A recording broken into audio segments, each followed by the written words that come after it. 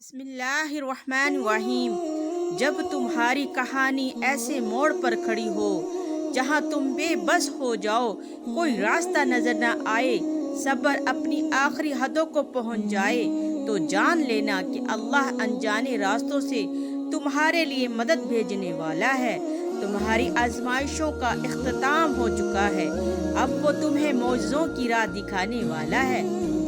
پتہ ہے صبر کی انتہا کیا ہے؟ اس وقت بھی صبر کرتے رہنا جب لگ رہا ہو کہ اب کچھ نہیں بچا، سب ختم ہو گیا ہے، اب آنکھوں میں آنسو نہیں بچے، اب دل میں اور برداشت نہیں رہی، اب میں گر گیا ہوں، میرے قدم لڑکھڑا رہے ہیں۔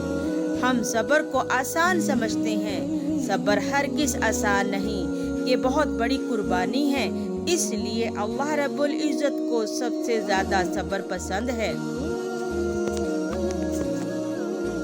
اے اللہ کے نیک بندو، تمہارا صبر تمہاری آزمائشوں سے زیادہ بڑا ہونا چاہیے۔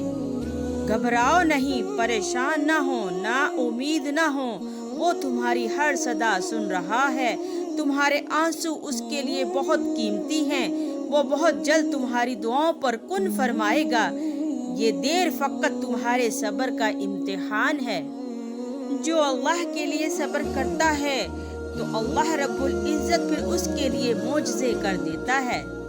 میرا رب العزت دیر تو کرتا ہے پر کبھی مایوس نہیں کرتا، اور بہترین صبر وہ ہے جہاں لوگوں سے شکایت نہیں کی جاتی۔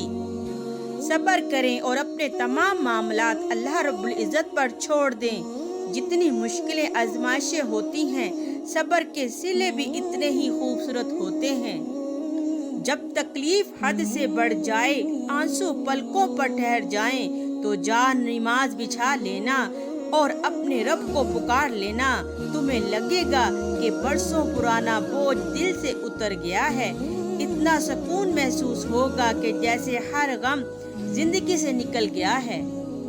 قبولیت میں دیر کا مطلب ہرگز یہ نہیں کہ دعا کبھی قبول نہیں ہوگی، بلکہ حقیقت تو یہ ہے کہ کچھ دعائیں اللہ تعالیٰ اپنے پاس سنبھال کر رکھ لیتے ہیں اور پھر بہترین وقت آنے پر ان کا معجزہ دکھا دیتے ہیں۔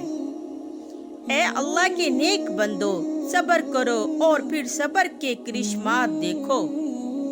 آپ آج تکلیف میں ہیں تو صبر کریں، کل یہ تکلیف ختم ہو جائے گی۔ کچھ بھی ہمیشہ کے لیے نہیں ہوتا، تنگی کے یہ دن بھی گزر جائیں گے، لیکن رب پر یقین وہ ہے جو آپ نے ہمیشہ پختہ رکھنا ہے۔ اس یقین کے تسلسل کو ٹوٹنے نہیں دینا، پھر دیکھنا معجزے ہوں گے اور کن فیکون آسمان سے آتا دیکھو گے، آپ کی تمام اذیتیں ختم ہو جائیں گی، بس خوشیاں آپ کے دامن میں بھر جائیں گی۔ اے اللہ کے نیک بندو، دعائیں صبر مانگتی ہیں اور صبر انعام دیتا ہے، اور میرا پروردگار ہمیشہ صبر کرنے والوں کا ساتھ دیتا ہے اور صبر کرنے والوں کو پسند فرماتا ہے۔